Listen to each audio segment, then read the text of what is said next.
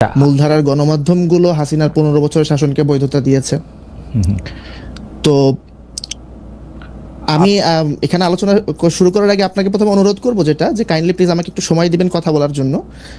এবং কারণ আপনি যদি সাউন্ড বাইট চান তাহলে এটা একটা বিষয়, আর যদি আমার কথাটা অ্যাকচুয়ালি আপনি তো ইশাক আপনি তো আক্রমণাত্মক কেন? আমি কেন আপনার থেকে সাউন্ড বাইট চাবো বলেন তো আমাকে। আপনি প্রথমে এসে বললেন যে এই ধরনের অনুষ্ঠানে আসতে আমি নিরুৎসাহিত করছি। কি আক্রমণাত্মক হবো আপনার জন্য আমি? আপনি আমারে বলেন তো, মানে আপনারা এইসব অ্যাপ্রোচ পাইছেন? আমি আপনার থেকে সাউন্ড বাইট কেন নিব? আপনি আমারে বলেন তো, আপনার থেকে সাউন্ড বাইট আমি কেন নিব? আমি কোন জায়গায় গিয়ে আপনার সাউন্ড বাইট আমি ব্যবহার করবো যে আপনার থেকে আমার সাউন্ড বাইট নিতে হবে? আপনি আমারে বলেন তো। আপনারা আমি এত ভদ্রভাবে এতভাবে একটা জিনিস জানতে চাইলাম, আপনি এই শিবের গীত কেন গাচ্ছেন? আপনি আমারে বলেন তো, মানে আপনি কি প্রমাণ করতে চাচ্ছেন? আপনি আমারে বলেন। আপনি আমার প্রশ্নের উত্তর দেন দয়া করে, যে আপনি বলেন যে নারী, শ্রমিক, জাতিগত, ধর্মীয়, ভাষাগত, লৈঙ্গিক এবং এই ধরনের, মানে আমি জানি না, আপনি প্রশ্নটা জবাব দেন। আমি আপনার কন্টেন্ট অ্যানালাইসিস বা আপনি কি কন্টেন্ট অ্যানালাইসিস করছেন আপনি আমাকে জানায়েন, আমি এটা দেখব না পরে। আচ্ছা ঠিক আছে। এই যে আপনি বললেন যে শিবির গীত, এখানে এই ধরনের লোডেড কোশ্চেন, এইটার মধ্যে আমি কোনো লোডেড কোশ্চেন করি না ইশাক, আমি কোনো লোডেড কোশ্চেন করি নাই। আমি আপনাকে কোশ্চেন করছি, কোশ্চেনের পরিপ্রেক্ষিতে আপনি যে কথা বলছেন সেই কথার প্রেক্ষিতে আমি বলছি যে আপনি ইররিলেভেন্ট ভাবে এই কথাটা এখন আপনি বলতেইছেন, আমি আপনার থেকে সাউন্ড বাইট চাচ্ছি। অনেকগুলো বিষয় নিয়ে আমরা যেহেতু আলোচনা করতে চাই, আমরা একই কিছু বিষয় নিয়ে আপনাদের দুজনের কাছে একই প্রশ্ন করতে চাই। আমি জনাব ইশাক আপনাকে দিয়ে যদি একটু শুরু করতে পারি, একই বিষয় ব্যারিস্টার ফারহানার কাছ থেকে আমি শুনবো যে আজকে নারীর ডাকে মৈত্রী যাত্রা কর্মসূচি থেকে নারী ও প্রান্তিক জনগোষ্ঠী সুরক্ষা নিশ্চিত এবং গুজব ও ধর্মীয় উস্কানির বিরুদ্ধে ব্যবস্থা নিতে অন্তর্বর্তী সরকারের প্রতি একটা দাবি জানানো হয়েছে। তো আমরা সেই দাবি মালার মধ্যে দেখছি যে যারাই নির্বাচন করতে আসবে বা ভোট চাইতে আসবে, নির্বাচনী অঙ্গীকারের মাধ্যমে তাদের পরিষ্কার করতে হবে যে নারী, শ্রমিক বা শ্রমজীবী, জাতিগত, ধর্মীয়, ভাষাগত, লৈঙ্গিক সংখ্যালঘুদের অধিকারের ব্যাপারে তাদের অবস্থানটা কি, মানে তাদের রাজনৈতিক, অর্থনৈতিক ও ব্যক্তিগত মুক্তির বিষয়ে তার অবস্থান কি। এটা যদি আমরা একটা একটা করে এক লাইনে শুনি জনাব ইশাক আপনার কাছে, যে আসলে নারীদের অধিকার বা কি হওয়া উচিত আপনি যদি একটু বলেন। শ্রমিকদের, জাতিগত, যারা ধর্মীয়ভাবে মেইনস্ট্রিম না, ভাষাগতভাবে মেইনস্ট্রিম না, তাদের আসলে রাজনৈতিক, অর্থনৈতিক এবং ব্যক্তিগত অধিকার কি হওয়া উচিত বলে আপনি মনে করেন, জনাব মোহাম্মদ ইশাক? ধন্যবাদ খালেদ মহিউদ্দিন ভাইকে আমাকে আপনাদের অনুষ্ঠানে ডাকার জন্য। শুরুতে আমি কয়েকটা জিনিস বলবো। জুলাইয়ের পর প্রাথমিকভাবে আমি খুব একটা আগ্রহী ছিলাম না এই ধরনের টক শো করতে, এবং আরো অনেককেই আমি অনুৎসাহিত করেছি। এখানে একটা রিজন ছিল, আমাদের মেইনস্ট্রিম মিডিয়া গত 15 বছরে তাদের ভূমিকা কি, সেই ভূমিকার পুনর্মূল্যায়ন ছাড়া আমরা যদি আবার তাদের সাথে নিজেদেরকে অ্যালাইন করি তাহলে আমরা রিকনসিলিয়েশন প্রসেসটাকে বাধাগ্রস্ত করছি কিনা সেটার একটা বিষয়। তো তারপর সবাই আসছে যেহেতু, তারপর আমিও আসলাম এবং আপনাকেও ধন্যবাদ যে আমাকে ডেকেছেন। কিন্তু জনাব মোহাম্মদ ইশাক আপনি যে কথাটা তুললেনই, আপনার কি মূল্যায়ন হয়েছে গত 15 বছরে আমাদের ভূমিকা কি ছিল? আপনি মূল্যায়ন করেছেন, মানে কোনো কজ, মানে কোনো একটা কন্টেন্ট অ্যানালাইসিস করেছেন কিনা? হ্যাঁ, আমার তো মূল্যায়ন আছে। আমরা এগুলো নিয়ে আমি ব্যক্তিগতভাবে লেখালেখি করেছি, আমরা একটা রিসার্চও করেছিলাম। সিটিজেন ইনিশিয়েটিভ একটা সামাজিক সংগঠন থেকে, অ্যান্টি ফ্যাসিস্ট কোয়ালিশন তাদের একটা প্ল্যাটফর্ম আছে, সেখান থেকে আমরা যৌথভাবে একটা কন্টেন্ট অ্যানালাইসিস করেছিলাম যে কিভাবে মূলধারার গণমাধ্যমগুলো হাসিনার 15 বছরের শাসনকে বৈধতা দিয়েছে। তো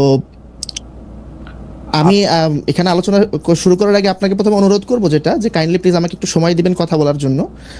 এবং কারণ আপনি যদি সাউন্ড বাইট চান তাহলে এটা একটা বিষয়, আর যদি আমার কথাটা অ্যাকচুয়ালি না, আপনি তো ইশাক আপনি তো আক্রমণাত্মক কেন? আমি কেন আপনার থেকে সাউন্ড বাইট চাবো বলেন তো আমাকে। আপনি প্রথমে এসে বললেন যে এই ধরনের অনুষ্ঠানে আসতে আমি নিরুৎসাহিত করছি। কি আক্রমণাত্মক হবো আপনার জন্য আমি? আপনি আমারে বলেন তো, মানে আপনারা এইসব অ্যাপ্রোচ পাইছেন? আমি আপনার থেকে সাউন্ড বাইট কেন নিব? আপনি আমারে বলেন তো, আপনার থেকে সাউন্ড বাইট আমি কেন নিব? আমি কোন জায়গায় গিয়ে আপনার সাউন্ড বাইট আমি ব্যবহার করবো যে আপনার থেকে আমার সাউন্ড বাইট নিতে হবে? আপনি আমারে বলেন তো।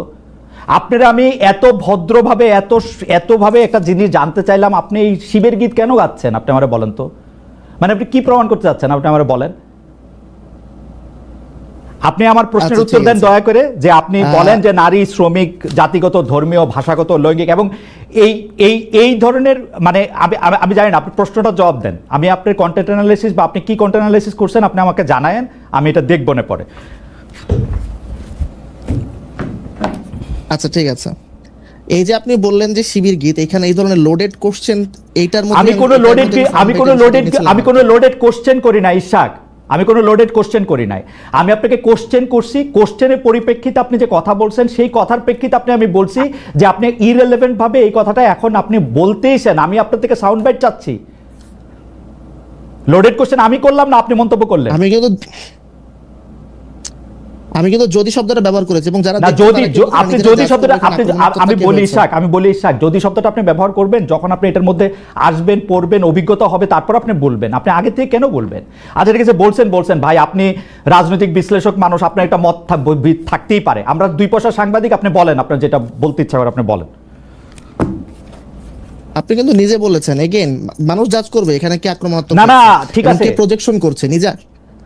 আপনি বলেন, মানুষ জাজ করবে সেটা আমি জানি, আপনি বলেন মানুষ যে জাজ করবে এটা আমি জানি, আপনি বলেন যে মানুষের জাজমেন্টের জায়গা থেকে আপনি বলেন।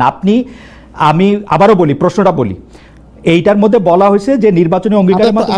আপনার প্রশ্ন আমি বুঝেছি, হ্যাঁ জি, অবশ্যই আপনি নির্বাচনী বলেন। অঙ্গীকারের মধ্যে এটা তো ইট গোজ উইদাউট সেইং, প্রতিটা মানুষের সিভিল রাইটস আছে, হিউম্যান রাইটস, ইনএলিয়েনেবল হিউম্যান রাইটস আছে, যেটাকে কেউ ভায়োলেট করতে পারে না।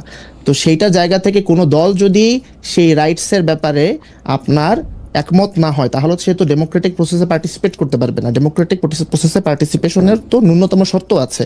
না হলে আজকে তো হচ্ছে একটা ফ্যাসিস্ট দল বা একটা সন্ত্রাসী সংগঠন, তারা এখানে বলবে যে আমরাও গণতন্ত্র চাই, এবং কোনোভাবে তারা হিটলারের মতন তারা একটা মেজরিটি নিয়ে পার্লামেন্টে ঢুকে যাবে। তো এটা তো এটা নিয়ে এটা একটা নো ব্রেইনার এবং নন স্টার্টার কোশ্চেন অ্যাকচুয়ালি। কোশ্চেনটা নন স্ট্রেটার মাইনে নিলাম। আমি এরকম বহু শুনছি, বহু মানুষের কাছে যে কোশ্চেন হয় নাই, স্টুপিড হয়েছে, নন স্টার্টার হয়েছে, সেটা ঠিক আছে। কিন্তু আমি আপনার কাছ থেকে জানতে চাইতেছি যে ধরেন এই যে নারীদের যে নির্বাচনী অঙ্গীকারের মাধ্যমে নারীদের রাজনৈতিক, অর্থনৈতিক ও ব্যক্তিগত মুক্তির বিষয়ে অবস্থান পরিষ্কার করতে হবে। আমি জানতে চাইতেছিলাম যে আপনার অবস্থানটা কি, আপনি কি হইলে আপনি বুঝবেন যে একটা নারীর রাজনৈতিক, অর্থনৈতিক ও ব্যক্তিগত মুক্তির ব্যাপারে তাদের অধিকারটা নিশ্চিত করা হয়েছে। সংখ্যালঘুদের ক্ষেত্রেই বা এটা কি, শ্রমিকের ক্ষেত্রে এটা কি, জাতিগত যারা কম, ভাষাগত যারা কম সংখ্যায় আছে তাদের অধিকারের ক্ষেত্রে এটা কি? আপনার তাদের যে সিভিল রাইটস আছে, মৌলিক অধিকার আছে, সেটা সংরক্ষিত হতে হবে।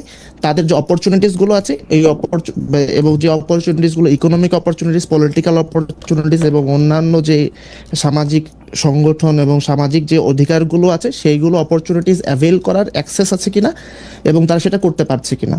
সিম্পল, মানে এটা আমার কাছে মনে হচ্ছে এটা হচ্ছে এক কথায় জবাব দাও এই টাইপের একটা প্রশ্ন। এটা তো খুবই স্বাভাবিক, এটা এখানে এত বিশ্লেষণের আমি কোনো জায়গা দেখছি না। আপনার কাছে কি মনে হচ্ছে যে বর্তমানে এই দাবি করার কোনো দরকার আছে, নাকি এইগুলি আসলে আমাদের দেশে, আমাদের সমাজে এটা এই অধিকারগুলি সংরক্ষণ করাই আছে, সব মানুষের সমান অধিকার পাইতেছে?